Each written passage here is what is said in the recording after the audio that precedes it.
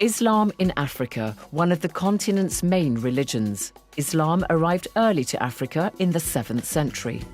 By the 11th century, Islam had spread across North Africa and also to parts of the East and West. In this programme, we look at how Islam took hold in Africa and how it assumed a uniquely African guise, and how the powerful Islamic dynasties of the Berbers in North Africa created empires that stretched across the continent and extended as far as Europe.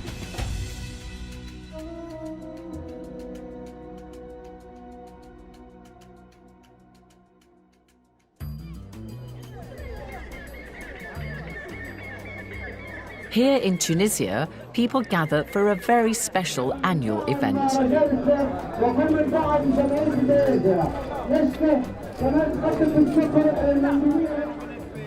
Hunting with birds, a sport beloved by the Arabs, is popular today across North Africa.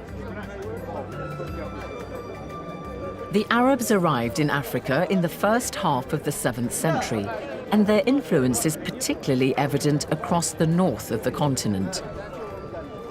The Arabs brought their faith, language and culture. Today, Islam is the dominant religion and Arabic the main language in the region. ازيك اهلا كيف حالك؟ اوه ممكن ناخذها هنا شكرا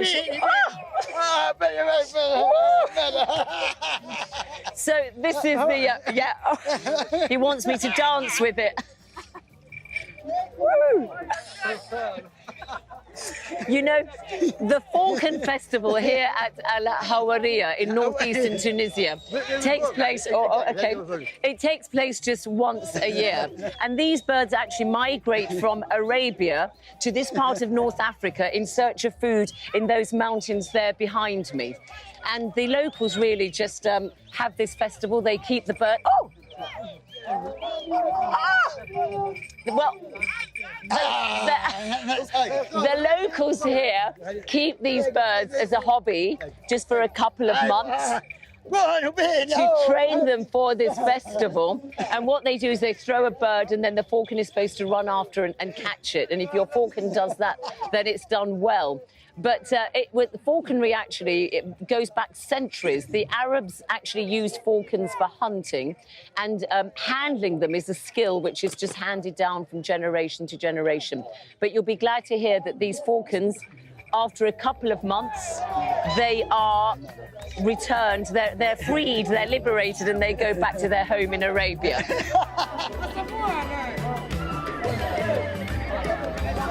الطائر هذا هو طائر البرني وهو من فصيلة الصقور أو الشواهين عند الخليجيين.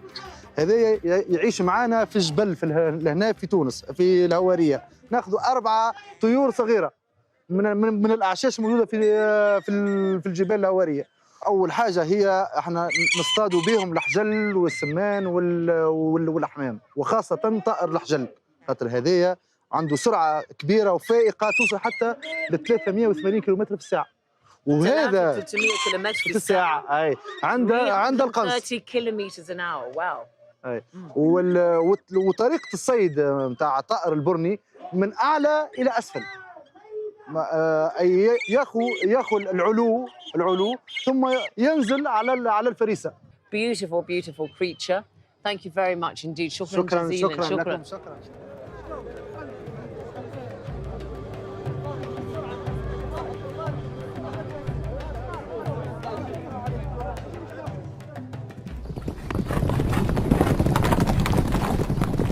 I make my way from the festival in Hawariya and head to the capital, Tunis, to see another example of North Africa's Arab heritage.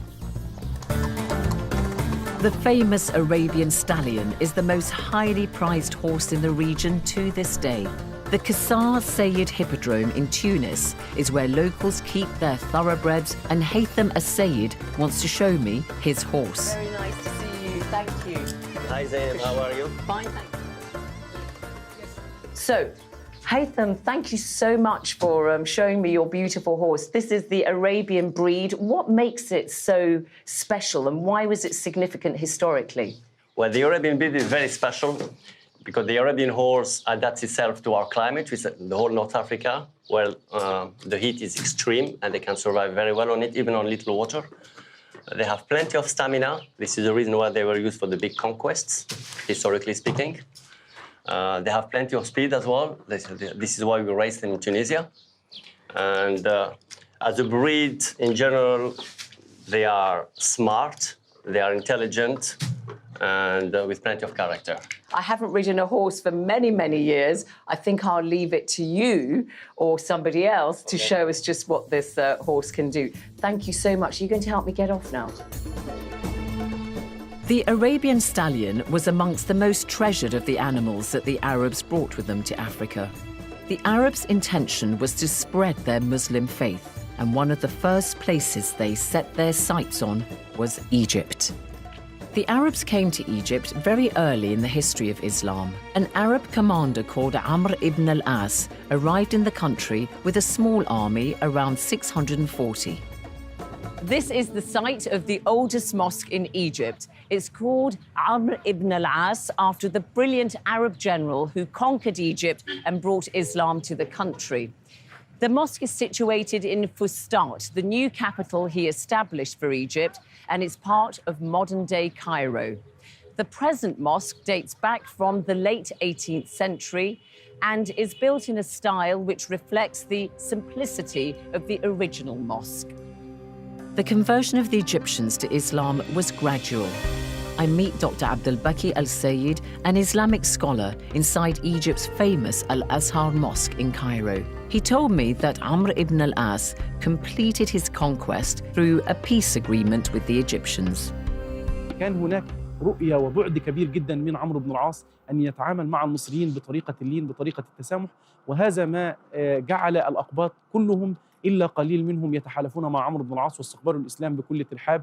He didn't just bring Islam with him, he also introduced Arabness to Egypt, didn't he? لكن بدأ يعلم الناس الحوار في المسجد كان بيتم باللغة العربية، تلاوة القرآن كان بيتم باللغة العربية. التحول إلى اللغة العربية لم يأخذ وقتاً طويلاً. After penetrating Egypt, the Arabs decided to attack the Christian Nubians in northern Sudan, who by now had been Christian for hundreds of years. The Arabs went to the town of Old Dongola and destroyed the cathedral there, so that today all you can see are just ruins of some early churches. Professor Yusuf Fadil is one of Sudan's foremost experts on the arrival of Islam, and he explains how a truce known as a Pact was struck between the Nubians and the Arabs. The first contact between Islam and the Sudan was 651 AD. Now, no sooner has Islam spread in Egypt than the Nubians here began to make skirmishes in the southern part of Egypt, sort of defending or coming to the assistance of their Christian brothers there. And that caused some annoyance.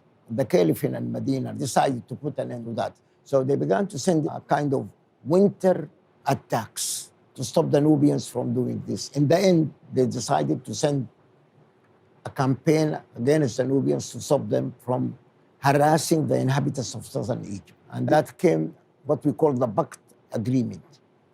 Now, the Pact Agreement is a treaty of no aggression. Each will not attack the other. That is, in essence. This treaty continued for something like 600, 700 years. Nubia had managed to hang on to its independence. The Pact or treaty lasted for 6 centuries, and the Nubians continued to practice their Christian faith. But in the end, the Nubians and other people in what is today's Sudan could not resist the tide of Islam, which came to them from 2 directions, from the north and from the east. From the north, trade, interaction, as well as military expeditions from Egypt to Nubia meant its Christian heritage began to unravel. Islam also entered Sudan from the east, from Arabia, just a short journey across the Red Sea. The one across the Red Sea were purely Arabs. They heard of the Sudan that there are plenty of grazing ground, water. So the news came to them through those merchants who have been to the Sudan and people began to infiltrate, at first in very small numbers, unnoticed, and continued until it reached its peak during the 13th, 14th, and 15th century, the climax of the Arab migration. That is one attraction. The second one is that in the Eastern Desert, Arabs discovered gold mines and emerald. And this is, to them, constituted a gold rush. They came in large numbers. Did these Arabs integrate? Did they intermarry, for instance, with the local populations? A lot of intermarriage. I would say it has produced something very unique. If you take it in the way of culture, by way of music, we are more African-oriented in our music than any Arabian. This is the first sign. The color itself is become more African than Arabs as such. In the behavior, we have a lot of Arabian customs and the same African ones. Give us some examples. Yeah, the way the people behave, being generous to the people who come along the road, this is more of an Arab country, perhaps. Now, if you take the facial marks, this is an African custom. And you see it on my face, and I have been there for a long time. This is an African custom. When the Arabs came, they adopted it. However, the custom of tribal marks is one that has died out today in Sudan.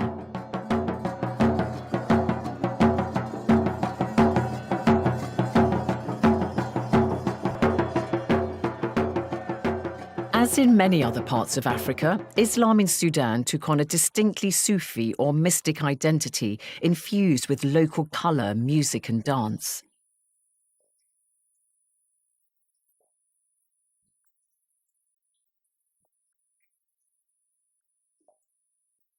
These people are referred to as the whirling dervishes, though to be accurate, they are groups of worshippers who sway, twirl and dance and chant praise to Allah repeatedly, building themselves up into a high state of spirituality.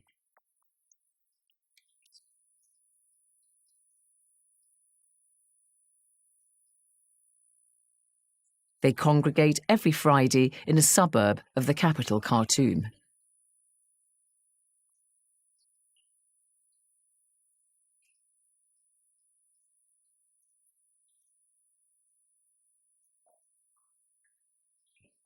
Can you describe what the main features of Sufism is and the dervishes that we see today in Sudan? Personally, I think it's more of an African influence in it more than any other thing. Perhaps the wailing has been there, but if you take the way they beat the drum, it's more of an African tune. When you hear the drum beating like that, you would feel an urge to go and join the group and dance. What's the principal purpose, though, of the dance? To get into a trance? Well, perhaps some of them do get in a trance.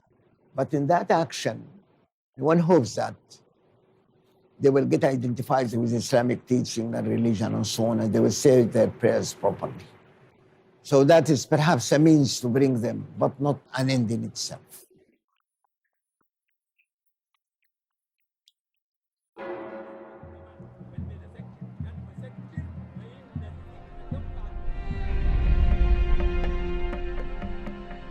Let's now turn to the powerful Islamic dynasties that became established in North Africa. It was another Arab general, Uqba ibn Nafi', who swept across North Africa and introduced Islam to this part of the continent. He was the nephew of Amr ibn al-As, who'd brought Islam to Egypt. Uqba ibn Nafi' first arrived in North Africa around 644. He defeated the Berbers, who followed their traditional religions or were Jewish or Christian. Their conversion to Islam took place over a period of time. The legacy of Uqba ibn Nafi' is still evident today in the region, for instance in the town of Kairouan in northern Tunisia. Uqba ibn Nafi' brought with him many Muslims from Arabia, the early followers of the Prophet Muhammad. They settled and died in their new home in Kairouan. This is the tomb of Abu Zama al-Balawi, one of the companions of the Prophet Muhammad. Now, al-Balawi actually died about 40 kilometers from Kairouan, but he was brought here for burial. And local legend has it that buried with him are 3 hairs belonging to the Prophet Muhammad that apparently he always kept with him. The 7th century marked the start of a golden age in Kairouan. There were amenities and services, and when, for instance, the inhabitants of Kairouan suffered from water shortages, The authorities here built reservoirs like this one behind me. The water was brought in via aqueducts from the hills west of Kairouan into the reservoirs. The water system, built so many centuries ago, is still very clear to see, and one can only marvel at the sophistication of its engineering. after his campaign in what is today Tunisia, Uqba ibn Nafi' went to modern-day Algeria, where he was killed in battle by the Berbers. هي معركة مشهورة شهيرة إلى الآن ما زال قبر عقبة معروف في الجزائر في الموقع الذي حصلت فيه المعركة. فمات يعني قتل جيش عقبة بن نافع كله في هذه المعركة. There was a gap of several decades before another Arab general, Musa ibn Nusayr, would go to North Africa to try to subdue the Berbers. Musa ibn Nusayr was one of the greatest Arab commanders in this period of history.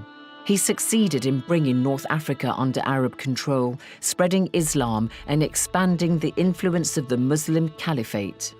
نعم، موسى بن نصير يعني واصل في الحقيقة مشروع بناء الخلافة في هذه الفترة. تبين جلياً بأن هذه القطعة من شمال إفريقيا تميزت بنوع من المقاومة. ابن خلدون المؤرخ الكبير يقول بأن البربر ارتدوا 40 مرة، يعني يسلمون ثم يرتدون. فقد لا يكون هذا صحيحاً من حيث الرقم، ولكنه صحيح من حيث مقاومة الاحتلال ولكن قبول قيم الدين الجديد. فموسى بن نصير قدم وفي خطته استمالة المغاربة وتشجيع المبادرات الفردية في نشر الإسلام. However, there were some Berbers who wanted neither Arab rule nor Islam, like the legendary Berber queen known as Kahina, or Kahina as the Arabs call her. Her name means priestess or soothsayer. She led the resistance to the Arabs and their religion. Kahina was believed to have been born in the early 7th century and has attained mythical status as a heroine for all the people of North Africa today. Moroccan historian Professor Nohay al-Wafi is a Berber or Amazigh, as they prefer to be called. الكاهنة كانت أميرة في قومها أو كانت زعيمة في قبيلتها التي كانت في منطقة الأوراس، وهي في الجزء الشرقي من الجزائر في منطقة سوق هراس الحالي. فكانت توصف ببعد النظر وتوصف بأنها تقرأ الغيب، ولذلك تنبأت لما رأت مقدم العرب تنبأت بأن مستقبلا سيئا ينتظر المنطقة، وتنبأت بأنها ستقتل على يدهم. As she predicted, Kahina was killed by the Arabs for refusing to accept Islam, but she urged her 2 sons to convert in order to survive. This was the stronghold of Queen Kahina, the Ores Mountains of eastern Algeria. You can just imagine her using her knowledge of the terrain to attack the invading Arabs. Queen Kahina is a symbol both of Berber pride and strong female leadership right across North Africa, and it was here in Algeria that she died. Kahina's stand against Islam may have been brave, but in the end, her resistance to the Islamization of the Berbers proved futile.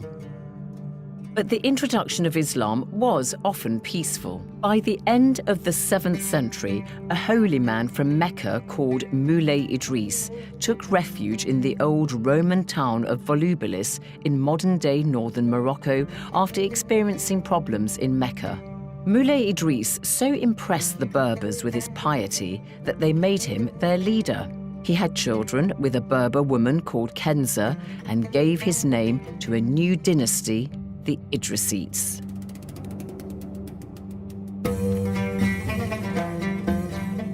Moulay Idris was succeeded by his son Moulay Idris II. He expanded the state and in 807 moved his capital to Fez, which he wanted to turn into a center of enlightenment. Fez is home to the Kairouan Mosque, one of the finest in the world. According to local tradition, when Moulay Idris II died in 828, he was buried here in this tomb, in this mosque, in his beloved Fes. Upon his death, he was succeeded by his son Muhammad, but he turned to his mother Kenza for advice, and she told him to divide the kingdom amongst his father's 10 sons. This weakened the Idrisite dynasty and spelt the beginning of the end of their rule. But the Idrisites did manage to hang on to some of their power, and they continued to rule in a decentralized manner for nearly a century after. And Fez was established as one of the ancient centers of learning. In fact, it has the oldest university in continuous use in the world. Its old quarter dates back to the early 9th century, though the remains are mostly medieval.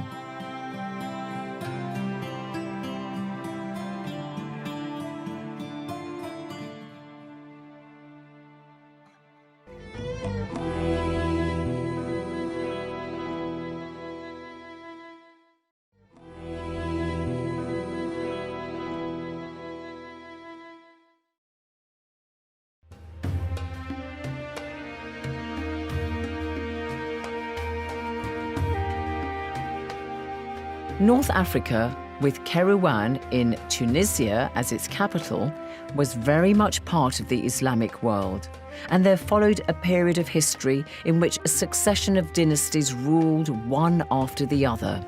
Some were North African, others from Arabia and what we now call the Middle East.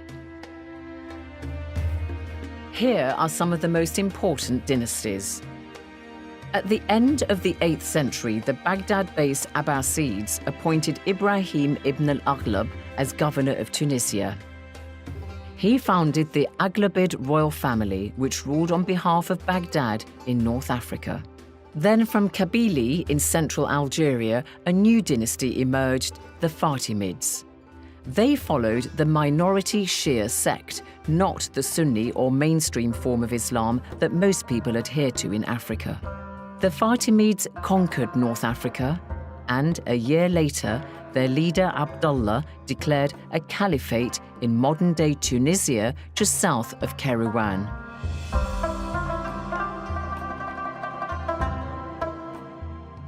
The Fatimids built a new capital called Mahadiya. Go there today and you see the hand of Fatima everywhere. Fatima was one of the daughters of the Prophet Muhammad.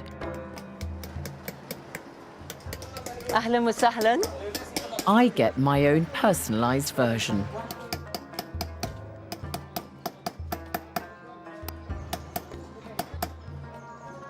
There we are.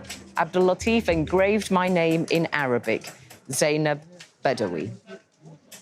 And that's the hand of Fatima, which will apparently bring me luck.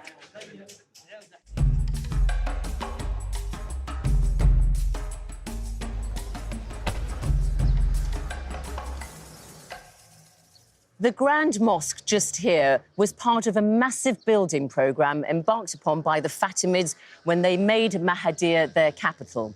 It was founded in the early 10th century by the Caliph Abdullah al-Mahdi, and he gave the city his name. The Fatimids chose Mahadiya because of its closeness to the sea, and indeed today it is still one of Tunisia's most attractive ports. Dr. Rida Boussafara is a Tunisian archaeologist and historian. الفاطميون أو العرب بشكل عام كان عددهم قليل وكانوا يمثلون الطبقة الحاكمة في حين أن عموم الناس هم سكان أصليون أي هنالك تنظيم سياسي وتنظيم اجتماعي يعني محكم قبل مجيء العرب فهذه القبائل في معظمها أسلمت لكنها أبقت على عاداتها البربرية القديمة والفاطميون لم يتمكنوا من أخذ الحكم إلا بفضل إعانة بعض القبائل البربرية البربر هم دعامة الحكم وكانوا يعني هم الذين قاموا ببناء المدن وهم كانوا التجار وهم كانوا الحرفيون إذن هم كانوا يمثلون سواد المجتمع في تلك الفترة. After gaining control of this part of North Africa, the Fatimids next turned their attention to Egypt. They had a strong and disciplined army, and in 969 they conquered Egypt. They built a new capital city, Cairo, and established its famous mosque, Al-Azhar.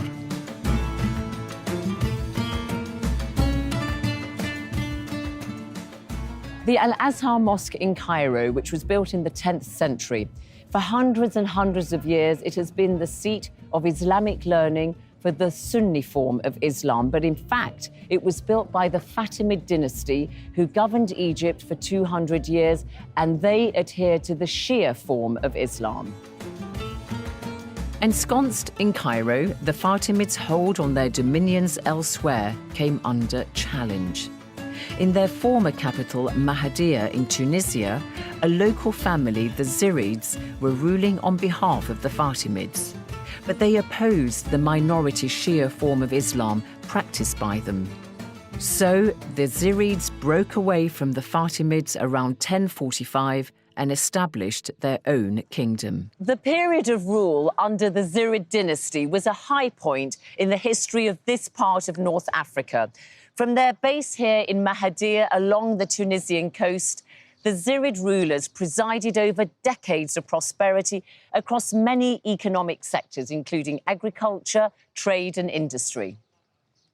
الفاطميون لما قرروا الرحيل إلى مصر بعد بناء القاهرة تركوا الحكم لقبيلة صنهاجة أو تسمى كذلك قبيلة الزيريون، بحكم أن جدهم الأول اسمه زيري ابن مناد، وكانوا متشيعين مثل الفاطميين في أول الأمر. لكنهم بعد مدة قصيرة الأمير الثالث الزيري وهو المعز ابن باديس رجع إلى عن المذهب الشيعي، وأعلن انتمائه للمذهب السني، نظرا أن سواد الشعب عموم الناس في تونس بقوا سنيون. فالفاطميون في مصر لمعاقبة الزيريين بعثوا إليهم قبائل متكونة من عشرات الآلاف من الصعيد المصري. The Fatimid forces attacked the rebellious Zirids. The town of Mahdia was impregnable, but the rest of the region went into decline, and for several decades after, there was a power vacuum in North Africa. Then, around 1050, the Almoravids, the first of several new powerful Berber dynasties, emerged in what is today Morocco. And it was the Almoravids who founded the city of Marrakesh. Marrakesh is probably the most important of the cities in Morocco built by its Berber dynasties. The Almoravids established a thriving city within these walls. They built many mosques and schools, which rapidly led to Marrakesh becoming the religious, cultural and trading centre of the Almoravid Empire.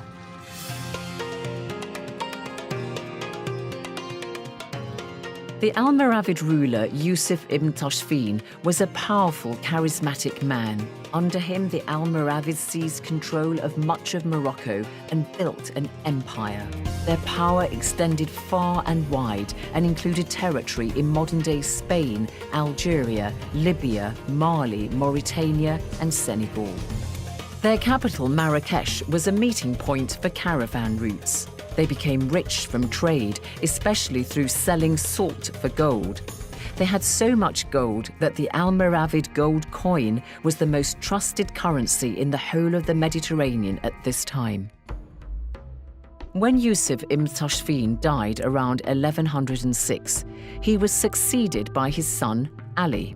The first 20 years of Ali's rule saw Marrakesh grow even more in stature.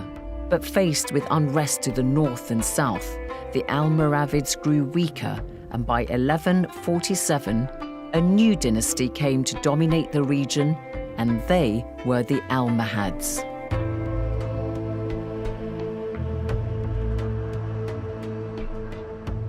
The Almohads, like the Almoravids, were responsible for Islamizing North Africa. Religion was important to them. But the Almohads had a more philosophical, intellectual approach to religion and saw themselves as the chosen ones. To make their mark, the Almohads built the great Kutubiyya Mosque of Marrakesh alongside the stone remains of an earlier mosque they'd built.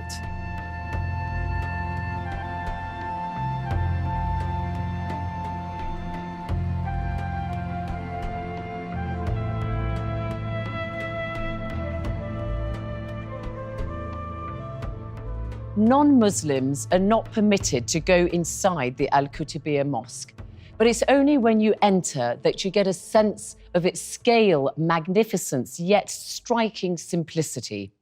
The Al-Kutubiyya Mosque is the most impressive legacy of the Almohad rulers of Morocco. The Almohads' architectural heritage was one of their greatest achievements. They established a new capital on the site where Rabat, Morocco's current capital city, stands. But they also set up efficient government frameworks and coherent taxation systems. They were major patrons of philosophy and therefore helped stimulate new thinking, which later influenced European Renaissance intellectuals. Yusuf Yaqub al-Mansur, to give him his full name, was the third Almohad ruler. He was in power from 1184 to 1199 and was reputedly an accomplished man who wrote beautiful Arabic prose. Walking around the old quarters of the Almohad fortress of Rabat, you can almost feel the presence of the Almohads. By 1250, the power of the Almohads had drained away.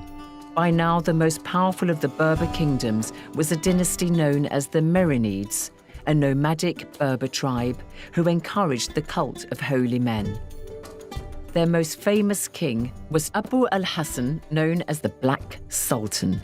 He ruled his empire with an iron fist, and under him the city of Fez regained its former glory and once more became a center of culture and craftsmanship.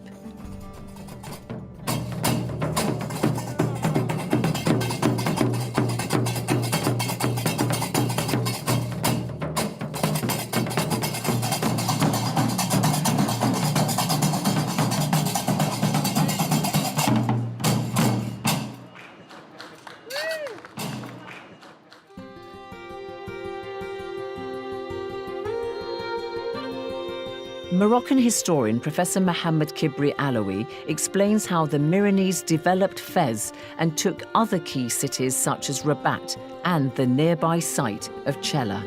But the site really came into its own with the Sultan from the Merinid dynasty known as the Black Sultan, who built the outside walls and the towers that we see standing today.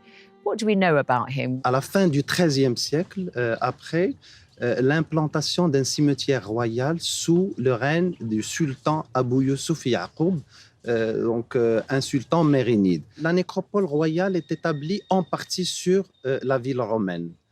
Et le sultan noir, Abou al-Hassan, a agrandi ce cimetière royal. Et nous avons la date de construction du rempart, la fin des travaux de construction du rempart, qui est donc celle de 1339.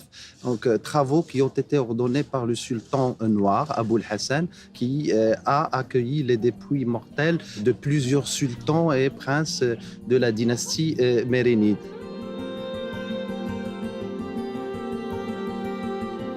Il faut imaginer que des grandes personnalités, des sultans et des princes ont donc franchi la grande porte d'entrée par laquelle donc on accède aujourd'hui au site.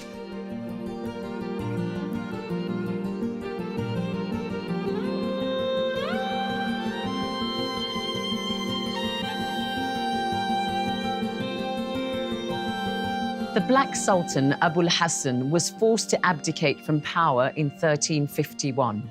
He died in exile in the high Atlas Mountains, but he was buried here at the necropolis he founded at Chella.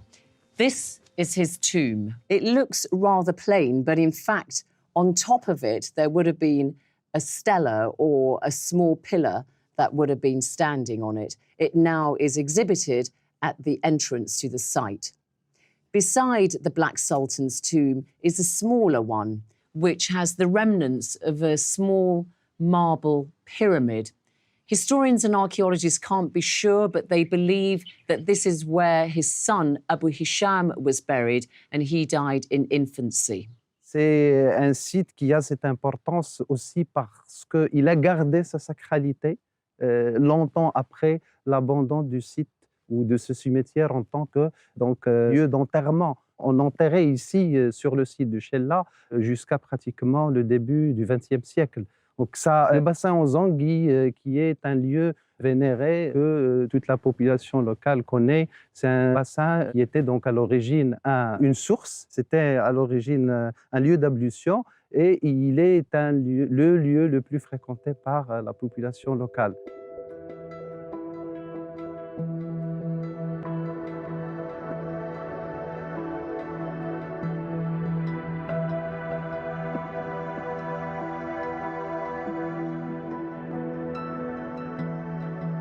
The Basin of Eels is still a big attraction too. Visitors are keen to see the eels, and I wonder if I might be able to bring some to the surface. Well, fortunately, I got a helping hand from Alal, who has been guarding this pond for many, many years. And Alal, I saw that you just threw some boiled egg into the pond, and I saw an eel emerge. Yeah. So how long have you been doing this? طيب لك كم مدة كم سنة؟ I have to talk to him in Arabic. لك كم سنة شغال هنا؟ أنا 40 سنة. حتى نعطيك البيضة ونعطي البيضة للتورست بحالك باش يشوفوا يعني السمك النون eels. Eels أيوة. So he said that he خليك معي شوية يا حاج. He said that the tourists come and they give him money, and what he does is he throws bits of boiled egg into the water and the eels emerge. That's what people want to see. يجوا تورست كثيرين يعني من بريطانيا، من أمريكا، من الألمان، من هولندا، من بلجيك، من الروس، من أي مكان. من أي مكان يجوا لعندنا. Alal and I are able to converse together in Arabic because of the Arab influence in Morocco and Sudan, where I was born. But the impact of the Arabs and their religion and language was not confined to just northern Africa. Islam was also introduced to West Africa by the 8th century through trade across the Sahara. But there was only a significant Muslim presence there by the 11th century, for instance, in what is today Senegal.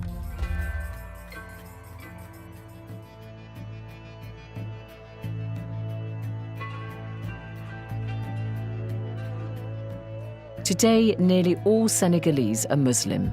And when it comes to the lunchtime prayers on Friday, most people stop what they're doing and go to one of the many mosques in the capital, Dakar.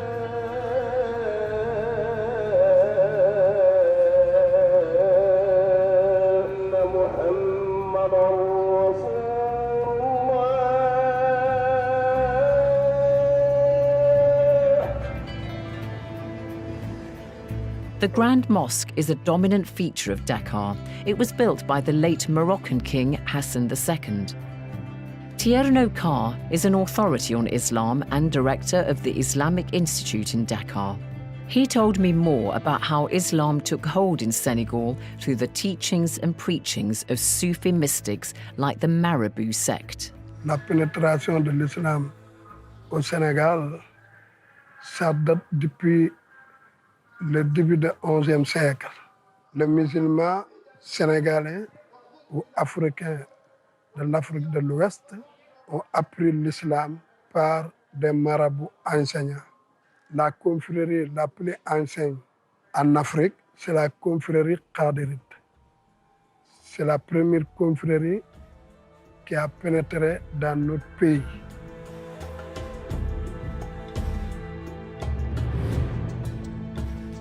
And in East Africa, Islam also has strong and deep roots. The Muslims of what is today Eritrea claim to have some of the earliest Muslim converts on the continent when followers of the Prophet Muhammad fled across the Red Sea from Mecca to the coast of what is today Eritrea. In fact, this small building on the Eritrean coast is claimed by the Eritreans as the first Muslim shrine in Africa, for it's believed to be the site where followers of the Prophet Muhammad prayed when they fled Mecca for Africa in the early 7th century.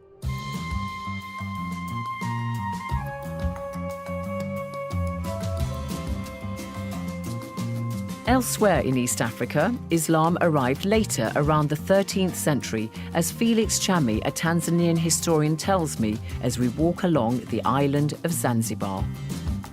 On the coast of East Africa today, we really started from Madagascar in the south, southern Mozambique, going all the way up north to Kenya.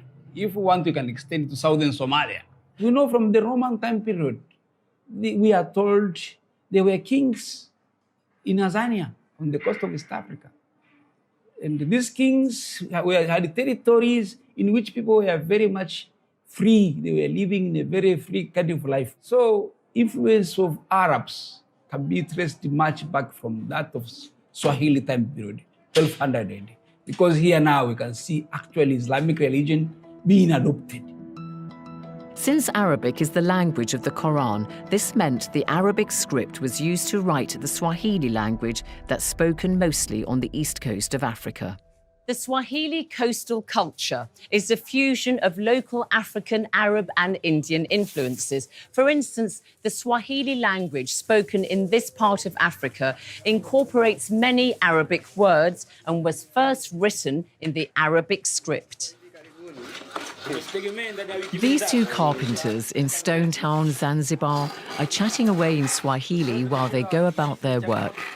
You can make out words of Arabic origin here and there in the conversation. Hujatoka basi upati angalau kula kazi zetu mpaka utoke. Mtu hajui wewe unaumwa, hajui una matatizo gani, yeye kishakupa patenti yake basi kisha wewe huna amani hata kidogo. Lakini mtu anataka ukiitia pap kesho anaitaka. Achukue. Achukue. Sasa utachukua vipi kitu hicho kilichokuwa ina kitu hichi?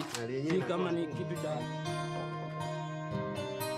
Clearly, the legacy of the Arabs, their religion and language is evident in Africa today, not only in parts of the east and west, but particularly in the north.